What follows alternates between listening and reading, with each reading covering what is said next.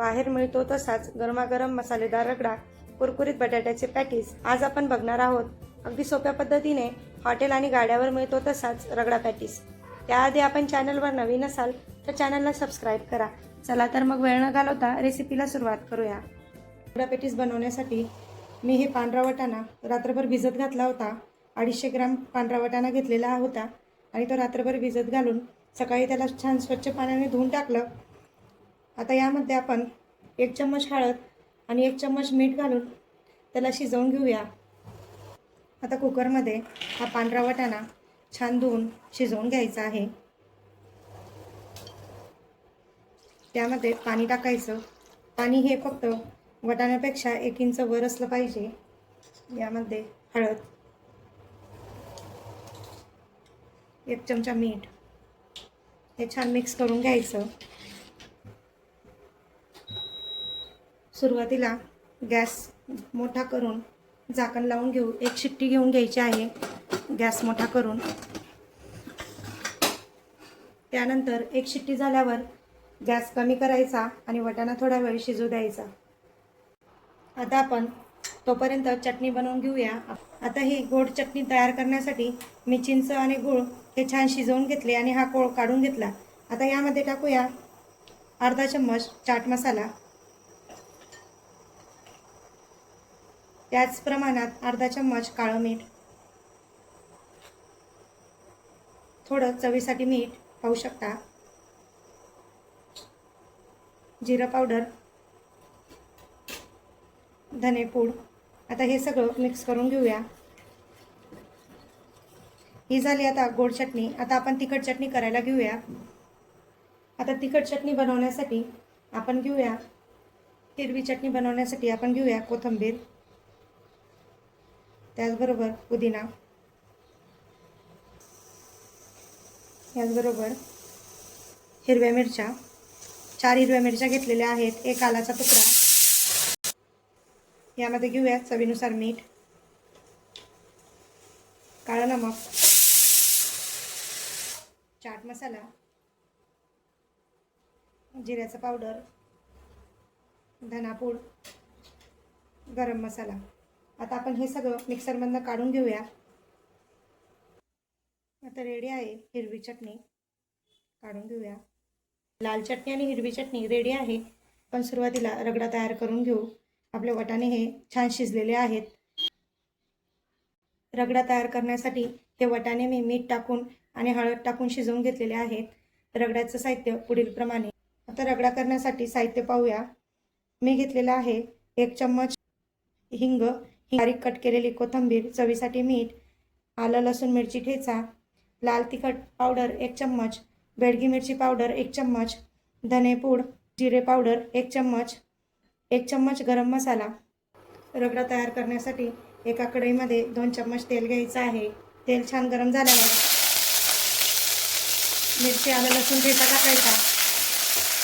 ठेचा छान परतवून घ्यायचा. त्यामध्ये टाकायचा हिंग,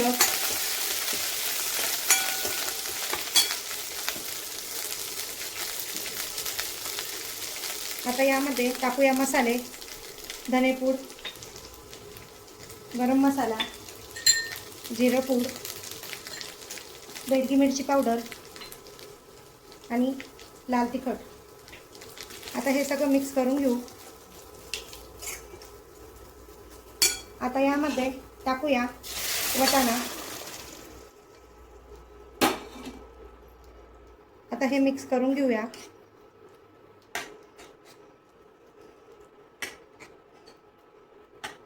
हे पहा किती छान टेक्स्चर आलेलं आहे.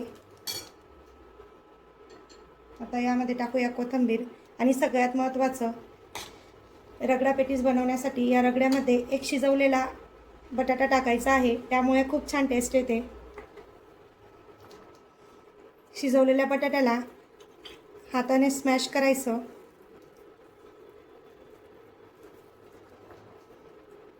बटाटा जाडसरच स्मॅश करायचा आणि तो यामध्ये टाकून द्यायचा. त्यामुळे काय होतं, खूपच छान चव या रगड्याला येते. आणि हा मिक्स करून घ्यायचा. मिक्स झाल्यावर टाकायचं चवीनुसार मीठ लक्षात ठेवायचं, आपण शिजवायच्या वेळेलाही मीठ टाकलेलं होतं, म्हणून मीठ हे नंतर बेतानेच टाकायचं. आता रगडा शिजल्यानंतर खूप घट्ट होतो. आता आपल्याला हा सुरुवातीलाच घट्ट आहे, म्हणून आपण यात थोडंसं पाणी ॲड करूया. आता हे पहा, पाणी टाकलं आहे. आता हा रगडा थोडा आपण शिजू देऊया. आता यानंतर आपण पॅटीस करण्यासाठी घेऊया. एका मिक्सिंग बाउलमध्ये 5 आलू घ्यायचे आहेत. हे 5 आलू घेतलेले आहेत. आता हे छान हाताने स्मॅश करून घ्यायचे पूर्णपणे. आता यामध्ये टाकायचं आहे कोथिंबीर, चवीनुसार मीठ, आणि यामध्ये घालायचं आहे कॉर्नफ्लॉवर. कॉर्नफ्लॉवर लागेल तसं घालायचं आहे. तुम्ही कॉर्नफ्लॉवरऐवजी पोह्याचं पीठही तुम्ही याच्यात टाकू शकता, कारण याला छान बाइंडिंग यावी यासाठी आपण कॉर्नफ्लॉवरचा उपयोग केलेला आहे. आपण आता हे छान पीठ बनवून घेऊया. लागेल तसं टाकायचं आहे, जास्त करायचं नाही. कॉर्नफ्लॉवर जास्त प्रमाणात टाकायचं नाही, नाही तर काय होतं, ते सगळं पिठासारखी टेस्ट लागते, म्हणून लागेल तसंच टाकायचं आहे. हे पहा, पेटीस आता पेटीचं सर्व रेडी आहे. आता आपण असं गोल करून असं हलक्या हाताने पेटीच्या आकाराचं करून घेऊया. असं एका प्लेटमध्ये ठेवूया. याचप्रमाणे हाताला तेल लावायचं आणि हे सर्व पेटीस तयार करून घ्यायचे. हे पाहू शकता, असं गोल करून असं चपट करायचं. हे पहा, याचप्रमाणे सर्व करून घेऊयात. हे पहा, याचप्रमाणे पेटीस करून घेतलेले आहेत. पॅनमध्ये तेल गरम करायला ठेवायचं.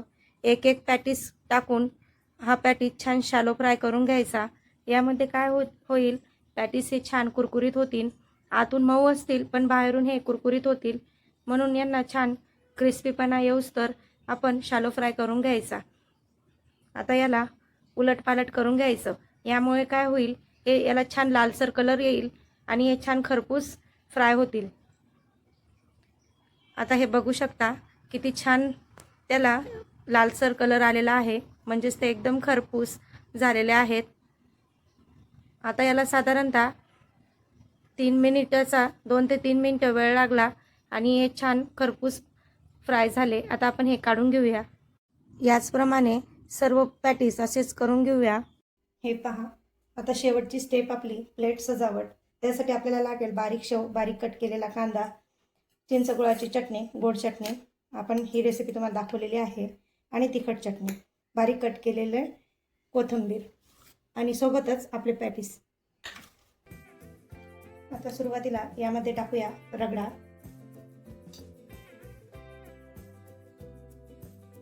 दोन चम्मच रगडा टाकला की हे पॅटीस ठेवूया. त्यानंतर हिरवी चटणी,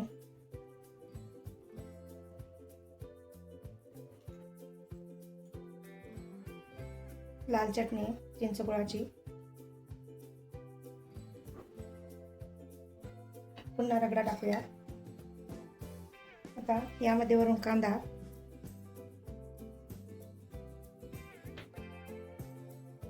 वरून शेव,